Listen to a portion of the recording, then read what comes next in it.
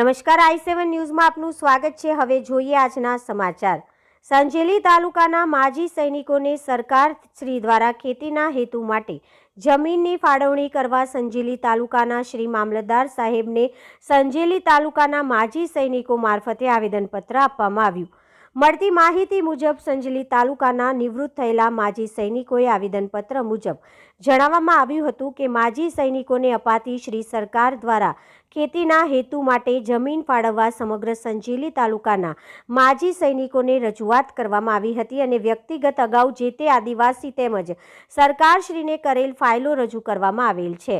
માજી સૈનિકોએ જણાવ્યું હતું કે જીવનનો અમૂલ્ય સમય દેશ માટે વ્યતીત કરનાર પૂર્વ સૈનિકોને ગુજરાત રાજ્ય સરકાર દ્વારા GRRD નંબર લિમિટેડ 3988 એ ડેટેડ 15 ફેબ્રુઆરી 1989 revenue department national number LAD 38881 505238 એ ડેટેડ 28મી ફેબ્રુઆરી 1990 એન્ડ GRRD નંબર લેન્ડ 39882637 એ ડેટેડ 27 માર્ચ 2001 થી 16 એકર સુધીની ખેતીની જમીન આપવાની જોગવાઈ છે। જે જોગવાઈઓને ધ્યાનમાં લઈને ખેતી હેતુ માટે જમીન ફાળવવા બાબતે સંજેલી તાલુકા શ્રી મામલતદાર સાહેબને આવેદનપત્ર આપવામાં આવ્યું હતું।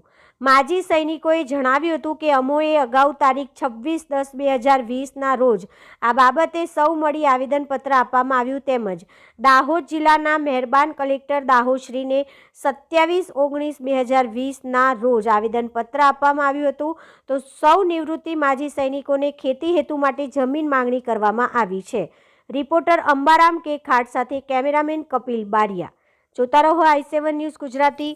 રોજે રોજના સમાચાર અમારી ચેનલને લાઈક કરો, શેર કરો અને સબસ્ક્રાઇબ કરો। માંગણી અમારે 17/10/2019 થી માંગણી છે આપણી જમીનની અને જે પ્લોટની 4/11/2016 થી માંગણી છે। તો આખો વિવરણ લખેલું છે આપણે અંદર અને આપણી ફાઇલો અહીંયા બી છે અને કલેક્ટરમાં બી છે અને મહેસૂલ વિભાગમાં બી આપણે આપેલી છે મુખ્યમંત્રીશ્રીને અને એના ઉપર આપણે રાજ્યપાલશ્રીને બી અમે દર્શાવેલું છે, લખ્યું છે એની અનુસંધાને જે લેટર આવેલા છે આ લેટર કલેક્ટરશ્રીએ આ લેટર આપ્યો છે આ જમીન ફાળવવાની દરખાસ્ત તૈયાર કરીને। તો આ દરખાસ્ત અહીંયા તૈયાર ના કરી ને મને એવું કીધું કે સરકાર આદેશ કરે છે તો આ વચ્ચે કેમ રસ્તામાં અટવાય છે? આવો દરખાસ્ત તો સરપંચ કે તલાટીને કહીને આપવાની હોય, સરપંચ નથી આપવાની હોય। આવા સ્થળો પર છે આ જે જગ્યાએ અમે માંગણી કરી છે કરંબા ગામે જે સર્વે નંબર અંદર આપ્યા છે 400 હેક્ટર જેવી જમીન છે ત્યાંની અમે માંગણી કરી છે અને ત્યાં કલેક્ટરશ્રીએ કીધું કે આપવાની અને આ ઉપરથી આદેશ આવે ને પછી અહીંયા રોકાઈ જાય છે તો દરખાસ્ત ક્યારે તૈયાર થાય એ આપણે આ દેખાવાનું રહ્યું અને ઓછી મૂકેલી છે સાહેબ। ઓકે આની કચેરી ખાતે શેના અનુસંધાને આવેદનપત્ર આપવામાં આવ્યું છે?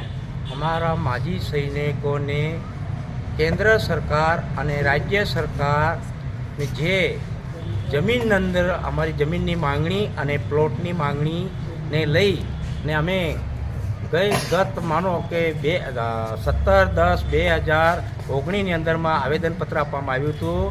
ફરીથી અમે 2 વર્ષ સુધી અમે આંદોલન કર્યા 2021-22ની અંદરમાં તો છતાંય અમને જે અમારા પડતર પ્રશ્ન કેન્દ્રમાંથી બી ઠરાવ કરીને ફરી પાછું મોકલી આપ્યું સરકારે તો બી હજુ ગુજરાત સરકારમાંથી હજુ સુધી આ જમીન ફાળવવામાં આવતી નથી। શું કારણ? અમે આટલા પત્ર આપ્યા છે નીચેથી માંડીને મામલતદાર, પ્રાંત સાહેબ, કલેક્ટરશ્રી, ગુજરાત રાજ્ય નાયબ સચિવ મહેસૂલ વિભાગ, મુખ્યમંત્રીશ્રી, રાજ્યપાલશ્રીને તો અત્યાર સુધી અમે કે દરખાસ્ત તૈયાર કરી મોકલો, દરખાસ્ત હજુ સુધી તૈયાર કરતા નથી અને હજુ સુધી આપવામાં આવતી નથી। પંચાયતની અંદરમાં એવું કહે છે કે સરપંચ મોકલે, સરપંચ થોડી આપે, જે તલાટી કામ મંત્રીશ્રી અને કલેક્ટરશ્રી અને મામલતદાર સાહેબશ્રીને અંદરમાં આવે છે અને એમની સત્તા છે આપવાનો નિયમ અનુસંધાનમાં માજી સૈનિકોને 16 એકર જમીન આપવામાં એનો પરિપત્ર છે, નિયમ છે। તો કેમ હજુ સુધી જમીનો ઘણી છે અને ખોટા આક્ષેપો કરે કે આ જમીન આ નથી ત્યાં નથી છે? અમે બતાવીએ છીએ નકશા સાથે અને સર્વે નંબર સાથે અમે આપ્યું છે અને કેટલી ફાઇલો આલે હવે 3 વખત આપી તો બી છતાંય હજુ સુધી ફરી પાછું આજે તારીખ 29/12/2023ના રોજ અમે તમામ માજી સૈનિકો અને વીર નારીઓ અમે જે આવેદનપત્ર આજે આપવામાં આવ્યું છે અને એનો નીચેથી માંડીને ઉપર સુધી જે ફાઇલો આપી છે એ નિયમ અનુસાર આગળ મોકલે કલેક્ટરશ્રીને અને પ્રાંત સાહેબને અને રાજ્ય સરકારને સુધી મોકલે એટલે સરકાર સુધી ધ્યાન દોરે અને માજી સૈનિકના પડતર પ્રશ્નોએ હલ કરે તમામ. આટલું કહું છું. માજી સૈનિક સંગઠન પ્રમુખ સંજેલી તાલુકો પ્લાસ રણછોડભાઈ ગવજીભાઈ. અવનવી ખબરો જોવા માટે અમારી ચેનલને લાઈક કરો, શેર કરો અને સબસ્ક્રાઇબ